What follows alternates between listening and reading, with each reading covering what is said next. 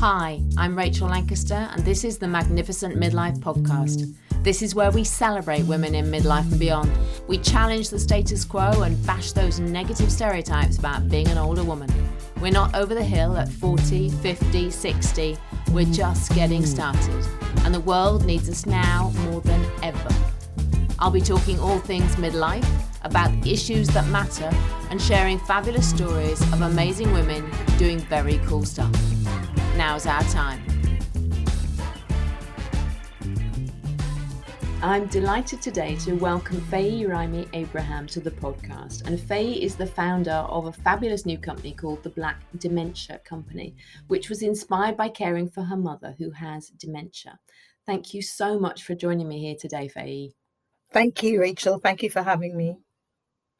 I'm really excited to talk to you about, dementia, but also your company. And I think it's a fabulous initiative. And I think you set it up during lockdown, didn't you? I did, yes, in August, to be precise, yes. But it's such an important topic that we need to talk about more, I think, and particularly, for my audience, for midlife women, because I think so much of the caring often falls to women, doesn't it? So first of all, I'd like to ask, why did you feel there was a need for a Black Dementia Company? Okay. Well, the first thing I think it's important for me to say is that dementia doesn't discriminate. Yeah, so anybody of any race can get dementia. Obviously, there's a conversation to be had about whether certain foods or lifestyles or whatever are more likely to lead to a dementia diagnosis at some point in life.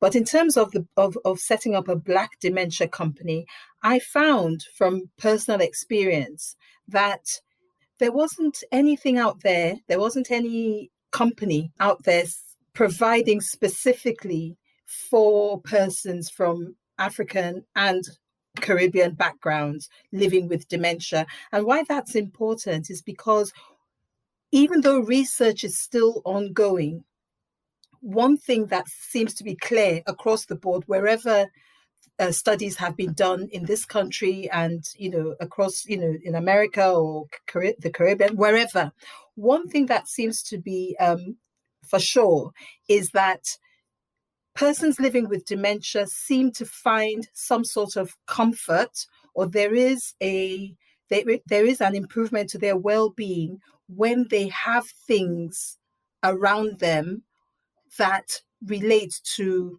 their early years or their youth, or something to do with way back when they were younger, or it helps them reminisce, but not just helping them to reminisce, but there seems to be some sort of improvement in their well-being. So looking at in terms of supporting my mother in particular, when I started to try and search for games and things like that reflected her ethnicity and her country of origin, which is Trinidad and Tobago, I found that there was nothing. There's a lot out there, which is good, puzzles and reminiscence packs and everything else, but they're all very one-sided and focused on persons. Very white, I imagine, aren't they? Yes, but I kind of hesitate with that because even, in the Caribbean especially, we have, there are white Trinidadians and white Jamaicans. So it's a little bit more than just the race, really, but yes, it's more about what people find familiar. And also in Nigeria as well, there are people who are mainly I think of Arab origin but were born and bred in Nigeria. They call themselves white Nigerians as well. So it's more about familiarity.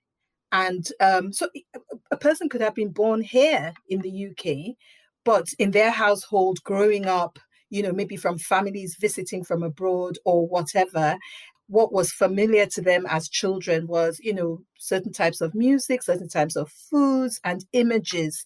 And perhaps now, when they're living through dementia, images of, Brighton Beach or whatever in the 1950s doesn't necessarily tap into that source of well-being for them. Yeah. So I just thought, there's a gap, and I'll try and do my best to fill that gap. Well, fill part of that gap, because obviously I can't do it all. Others have to come on board and join us in this battle. But that was the reason. And, I just thought no frills, straight to the point. If I called it anything else, the message might be lost. And also there might be persons or people, groups, communities who might not identify that this is there for them as well as for everybody else. Do you see what I mean? So I thought, I'm not going to sugarcoat it.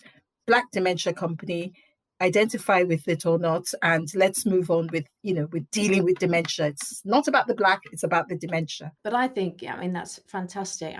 It's such a strong brand. It does what it says on the tin. It's absolutely clear. And when I found you on the BBC website. That's how I first found you, that article. And there was an image there. And you're right, I shouldn't have said it was just white, because you had a picture of a flower from the Caribbean. And that's a flower that, we wouldn't get here, but it was a flower that could mean something to your mother. So yeah, I can completely understand. It's all of that heritage, and I can see there's going to have to be, a Chinese dementia company and a Vietnamese dementia company, and to be able to tap into that cultural heritage, isn't it? Yes. I suppose that's what it's about, isn't it? Or, the companies that are already there, or the organizations that are already there, bearing that in mind when they're creating things. And just try to diversify a little bit in terms of what they have for people to purchase or look at or whatever. Very, very powerful. And you set it up, as I said, during the first COVID lockdown. So why did you do that? I suppose partly because I had the time to do that, but also I was my caring role was particularly concentrated during the lockdown period.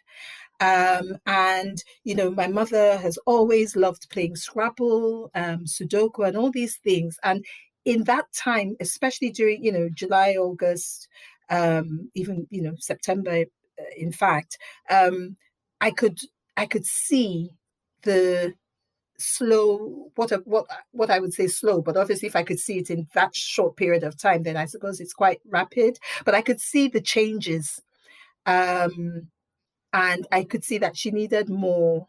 She needed things that were different to still get her engaged, to give her pleasure, but things that she could do.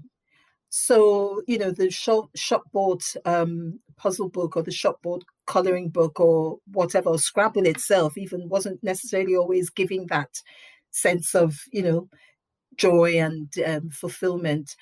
So I started drawing my own little, I'm not an artist, I have to say, so disclaimer, I can't really draw, but it was working. And I started creating my own little quizzes, and my own little dot to dots and everything else. And this is what I was doing during lockdown. And I thought, actually, why don't I do something that other people who might be going through the same experience that I am, that they might like and they might be interested in. So it was done during lockdown because I was trying to extend what I was doing for myself and my mother within the four walls of our home. I had the time to think through certain things, and just thought as well, you've got nothing to lose, just do what you need to do, and see how it all pans out. And were you living with your mother before lockdown, or did lockdown sort of bring that on? No, lockdown brought it on in the sense that we isolated together.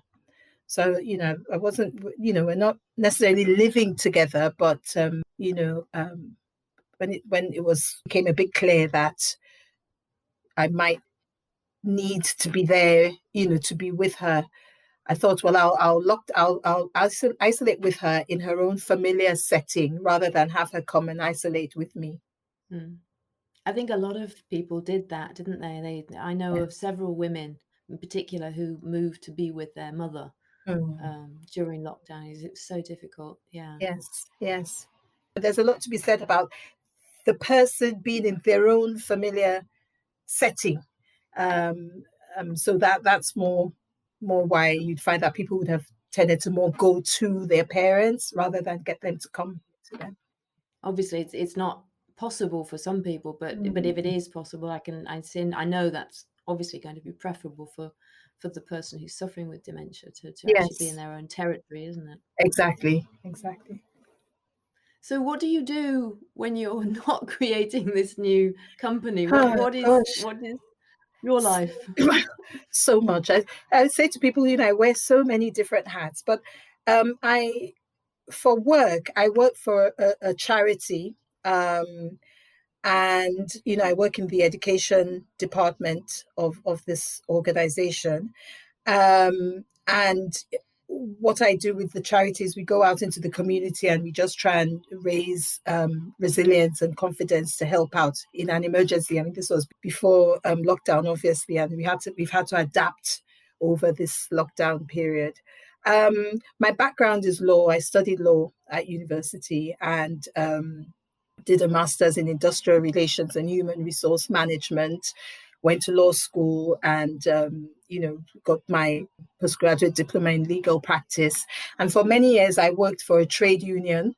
And so my area of focus at the time was employment law, and supporting workers, disciplinary and grievance hearings, drafting contracts and things like that. And then I left full-time employment to go freelance, consulting, training, teaching. I still do a little bit of tutoring, A-level law tutoring. And the plan wasn't to go back into employment, but as life had it, I found myself going from employment to freelance, back into employment at the moment. And then I love the arts. I'm involved in one or two little arts projects, focusing on the arts as it all relates to Africa, no matter how remote. So, I've interviewed people who are not necessarily African, but their craft links back to Africa. It could be hundreds of years ago or could be current. And yeah, that's me really. And as I said, I'm a carer, full-time carer, full-time worker, full-time carer. And now I've got this company, which my little baby, which I have so much hope for.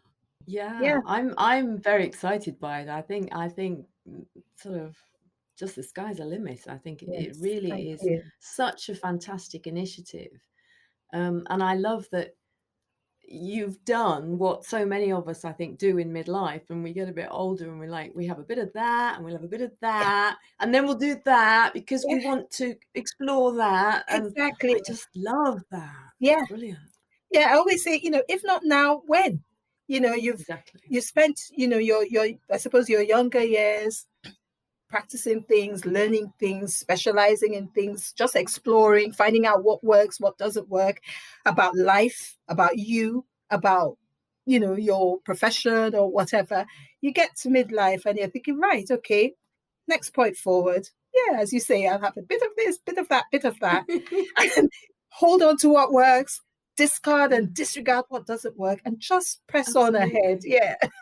Yeah, absolutely. Brilliant. So you obviously you told me now I was going to ask if you are your mother's main caregiver.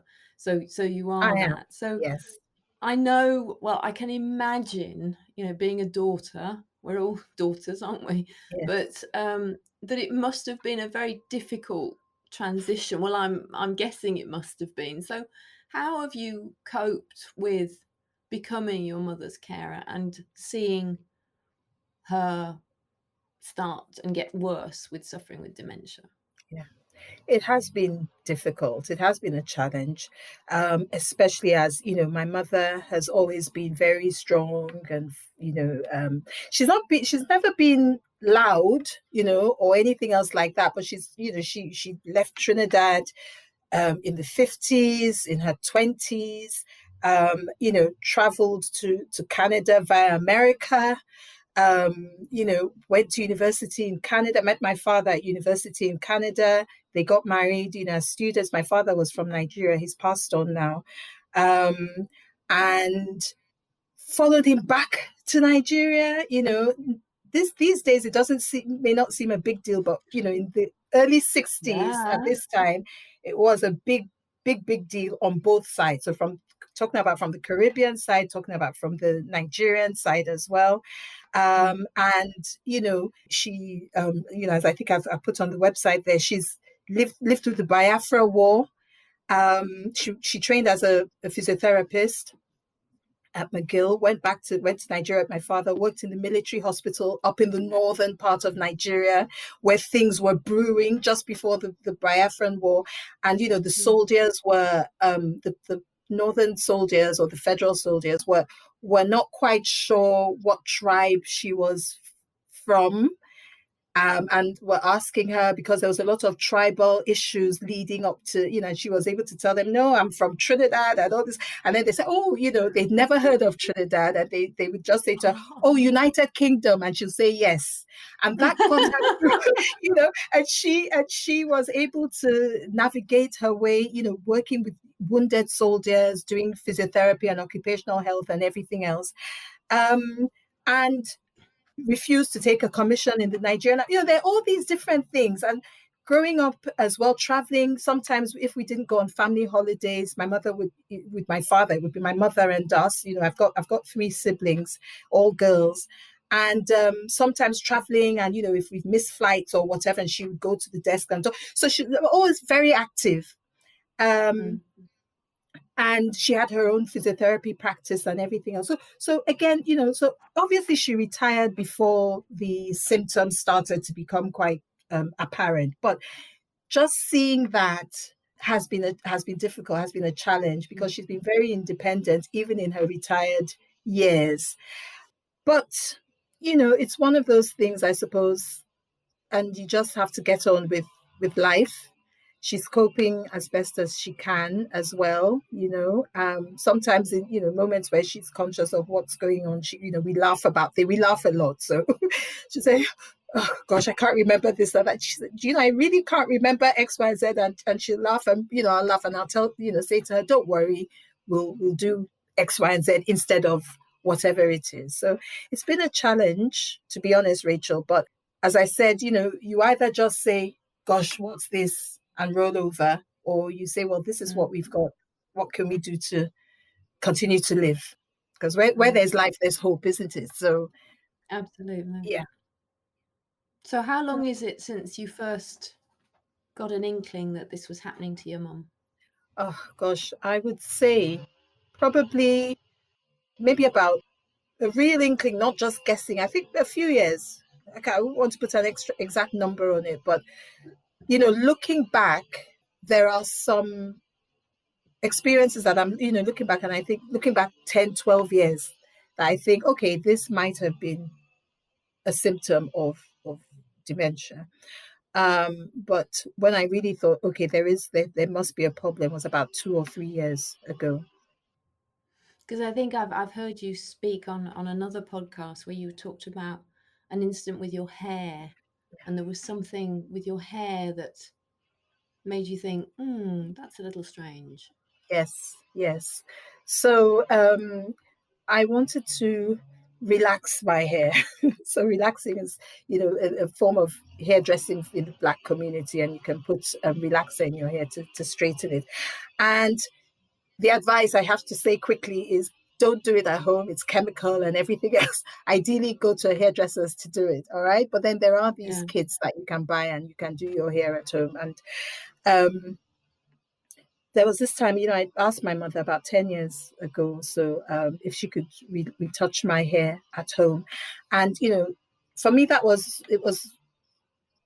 wasn't a big deal, because my mother growing up, had done our hair for us before, not retouching, but, using hot combs and washing and plaiting and even cutting hair and all that. So I just said, oh, Mom, could you retouch my hair for me? And I sat there and she just put a little bit of the relaxer on the tips of my hair. Normally you put it on the roots and wait and, do it very carefully and gently, and it takes a few minutes.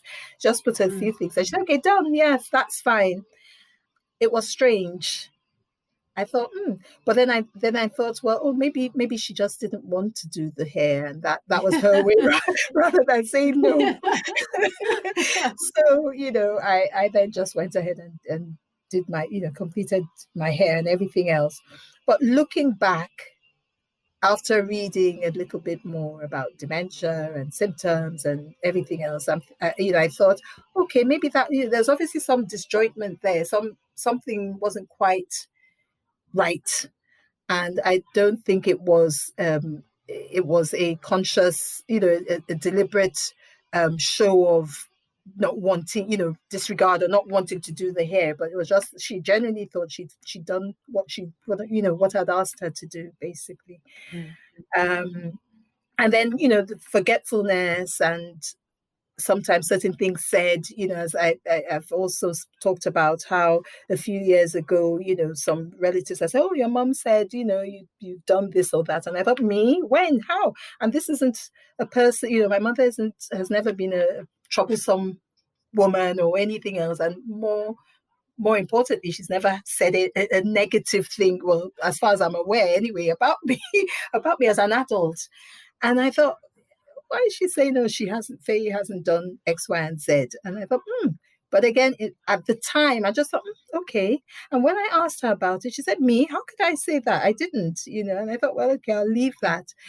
But then reading about other people's experiences, how, it doesn't always happen, but sometimes for some strange reason, other people have talked about their experience where the person they've cared for, who's had some form of dementia, has said something not quite flattering about the person who's caring for them.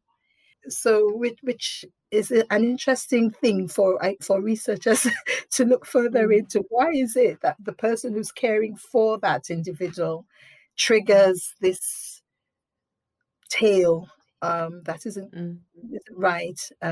In some people, it doesn't always happen, but it hasn't happened. Never happened again after that little incident. But looking back, I thought, okay, I don't know. Maybe it was the fault. I don't know. I'm not even going to try and analyze it, but it's been interesting just discovering certain things. And for me, it's been liberating and reassuring as well. When I read other people's stories and I find out a little bit more, I then think back and say, okay, actually, there might be an explanation for this, or I'm not alone, or whatever. And that's why I'm really keen now using the platform of my company to try and sort of do that, continue that for others as well, to just be free to ask questions or express yourself, because it's only by talking to other people that you can find out a bit more and feel reassured as a carer,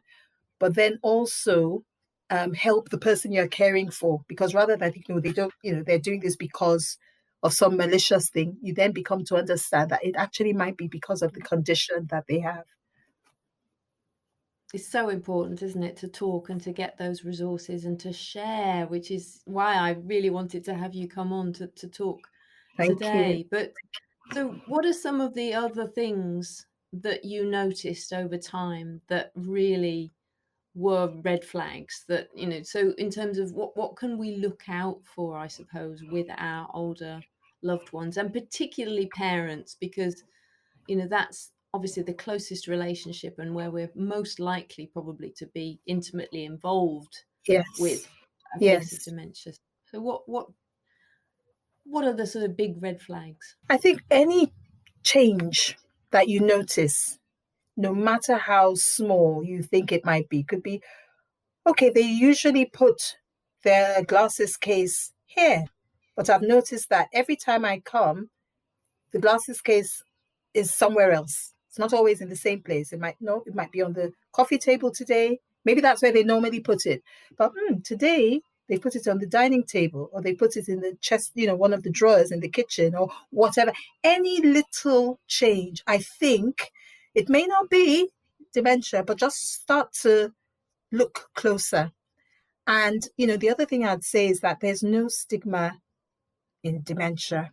I remember, I don't know if you remember, Rachel, but in my experience, I remember in the 70s with cancer, and the adults around me, some of the adults around me, sometimes when they say, oh, so and so has cancer, and they'd whisper it, cancer, cancer. There Yeah, was a little yeah, bit of a yeah, stigma. yeah, yeah, Yeah, yeah. and slowly through awareness, I suppose also through experience, sadly, as more and more people were personally Mm, touched by it, they mm, realized that there wasn't a stigma to cancer. It's the same thing with dementia. People need to talk about it. So if you're not sure, any little change, no matter, even with forgetfulness, just watch it closer mm, and mm, take a closer look. Sorry, if it's forgetfulness, if it's confusion, if it's change of habit or pattern, loss of interest, they start saying maybe they like watching a certain program on TV, and all of a sudden you say to them, "Oh, so and such program is coming on. It's 4 o'clock or whatever." They say, "No, no, I don't. I'm not interested." They just might not be interested, but start to just watch and observe. And if you're not mm, sure, ask for help. Call out, mm. shout out, go on the internet, contact an organization, and just say, I'm noticing this or that. Is it or is it not? I think that would be the best thing to do. The other thing I really should say is that yes, most people who have dementia seem to get it in their advanced years, but there is early onset dementia. So it's not necessarily the case that once we're at midlife now, perhaps we're more likely to get dementia as we progress, as we advance through our ages. There are people who are in their 30s who've had dementia. Even there's a form of child dementia as well. So I think that's it's congenital. So I won't really go much into. Well, I don't really know anything about it, but I've just heard that there's some children that have a condition that has been classed as childhood dementia. But I think more important is that some people can get dementia in their 30s and 40s. So it's just something to be aware of. If, a partner or friend or colleague or whatever is displaying certain behaviors, then it might be some sort of onset of something. It may not be. I'm not blaming everything on dementia, but I think we need to be very much aware and just don't be afraid to ask for help. But I also find that there's a lot of people, a lot of women in my world who'll start going through perimenopause, their hormones are going haywire, they'll start to get a bit of brain fog, they won't be able to find their glasses or their phone or whatever. And often the first thing they'll say is, I've got early onset dementia. Mm. And that can be equally really tricky, sort of trying to convince them that no, this is probably just menopausal brain Yeah. fog, but keep an eye on it, just to be sure. Yeah, exactly. And if you're really concerned and you do ask for help, there's some simple tests that they do. You don't always have to then go to have a CT scan and everything else. They're just some simple. I don't want to. I don't want to go into too much detail about it because everybody will start practicing so that if you do have to have a dementia test, you pass. But just simple, nothing more challenging than what you'd get in your puzzle book or whatever. So they're just some simple tests that they could do at an early stage, just to reassure you and say, actually, no, this is just, as you say, just menopausal mental fog or whatever. But it's important to say something than not, than if people are really concerned, then it's important that they do say something as soon as they feel anxious about it than just to wait. And that speaking early is not so much about curing because there isn't any known cure for dementia, but it's more about support, and you're more able to make your choices early. So if it's an individual who's concerned about themselves, then the sooner you get a diagnosis or not, you can make your choices while you're aware of it, rather than leaving it to somebody else to make choices for you at a later stage. I think that's fantastic advice, actually. And I had no idea, there were quick and easy tests you can go and take, and then your mind can be put at rest, can't it? Instead of, because often what happens is they'll think they've got the early onset dementia, and then they get all anxious about it, and then the menopause gets really terrible because they're anxious about everything, and it just becomes this self-fulfilling Spiral of prophecy, yes, this spiral. Oh, the world's just yes, collapsing on me. exactly. Yeah. Yeah. That's a really, really good tip to go, if you are worried, just go and get the test, Yes. and yeah, Yeah. and then you can relax again. Exactly. That exactly. Knowledge is Brilliant. power, you know. So Absolutely. yeah. Oh, that's brilliant. So, what has been the impact on your wider family of your mom having dementia? It's not. They've been supportive. Let me put it generally. I mean, on the whole, as supportive as they can be, giving everybody, different people's fears and delays in accepting and things like that. So it's not been easy. And, but I think slowly my siblings especially are coming round to accept that this is what's going on. I think also when you're not actually the one caring for the person and you're only in touch with them remotely, it's very difficult to understand if somebody else is telling you, well, now they can't do Sudoku or now they can't do X, Y, and Z. And you think, oh, but what? Last time I saw them 2 months ago, they were, we did Sudoku, we did this maths thing and all that. So it's not been easy, but I think slowly the realization is dawning on my siblings that this is what, this is the condition and there's no stigma in it. In terms of wider family, I think generally there is that acceptance now that there's not, things haven't quite been right anyway. So in a way, it's helpful to have a diagnosis and say, okay, well, this is what this is. But everybody's still learning, as you can imagine. Even researchers are still learning about the condition. So not to talk of family members and friends and everything else. So yeah, Yeah, there's still so much we don't know, isn't there? exactly. So much. The reassurance is that, the researchers are not giving up. Research is ongoing and hopefully they'll find some sort of lasting cure and possibly even prevention to dementia at some point. I know you've put in various systems and tools to support your mom. Can you tell us a bit about some of those? Okay, so signs are a huge thing in the world of dementia support. Putting up signs, maybe this is your breakfast, or this is the way out, or the toilet, bathroom, bedroom, that sort of thing.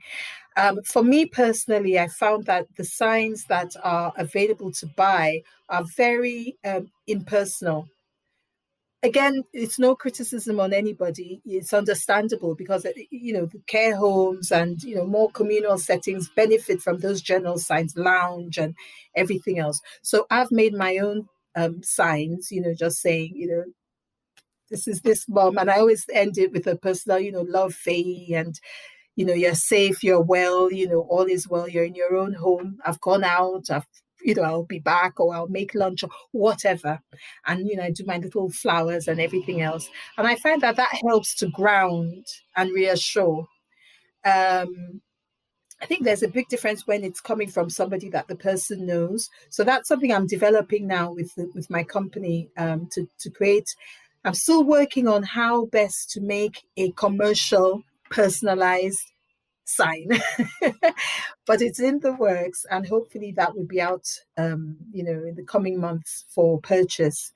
So the other things are things that I've bought. A clock. You can't go wrong with a special clock, which has not just the time, but the time of day, the date as well.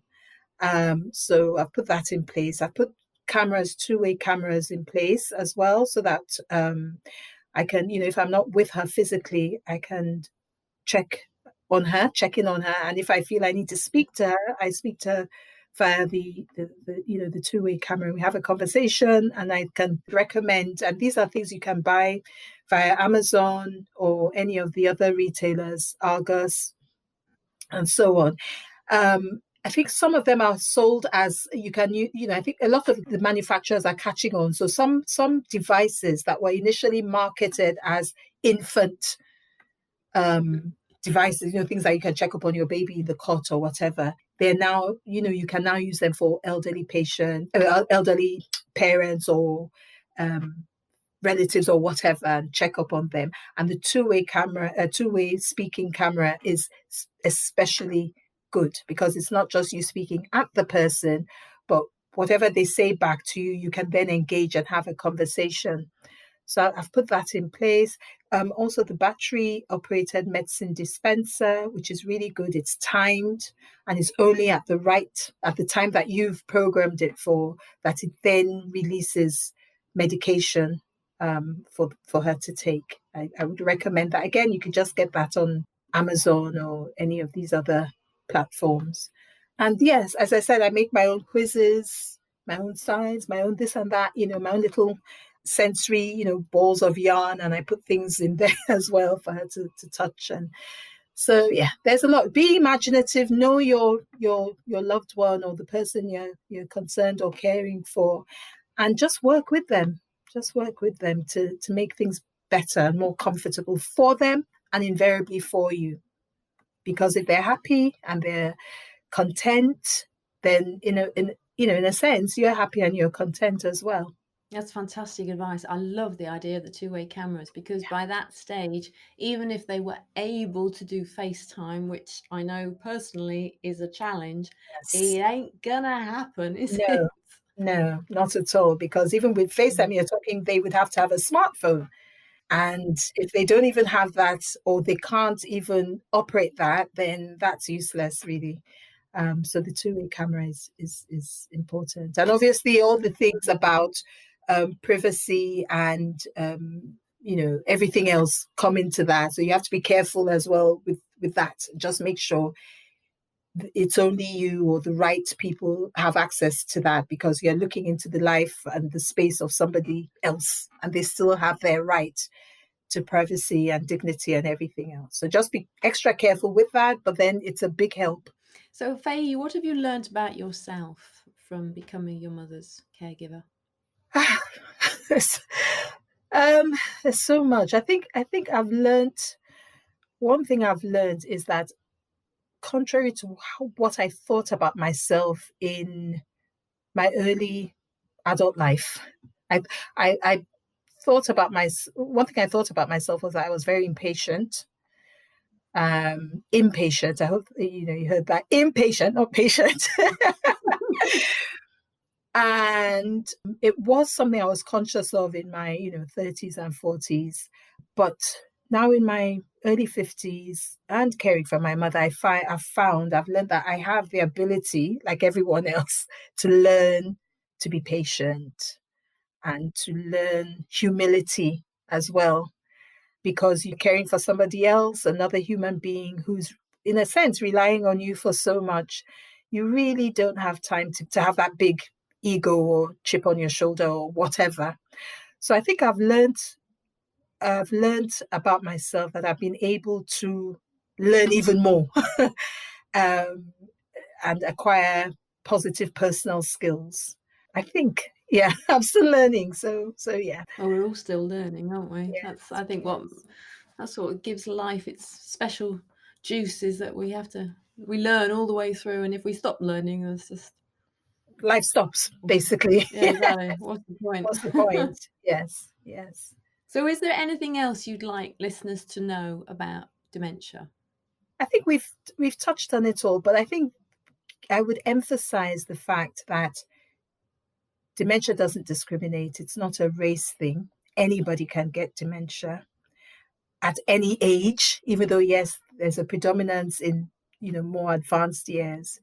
And it requires, as coming from a carer point of view, it does require a lot of self-reflection, but a lot of understanding, patience, and the willingness to learn more about the condition in order to be able to help others. So learn more about the condition. Don't, there's no stigma to it. It's not, I know we say, people tend to say suffering dementia, but, they're living with dementia because they're living and getting on with life in spite of the condition. And yeah, it's not a life or death sentence, and it's not something to be ashamed of. Just learn more about dementia, even if you feel right now it's far removed, from you, or you're far removed from it. Find out more about it to understand it. Thank you for listening to this episode of the Magnificent Midlife Podcast. If you enjoyed it, please subscribe, share it, and leave me a review wherever you're listening. It really helps me get the message out. You can find out more information about this episode in the show notes at magnificentmidlife.com. That's also where you'll find strategies, support, and resources to help make your midlife magnificent. Get clarity on how to make the most of your next chapter. Help me change the world, one magnificent midlife woman at a time.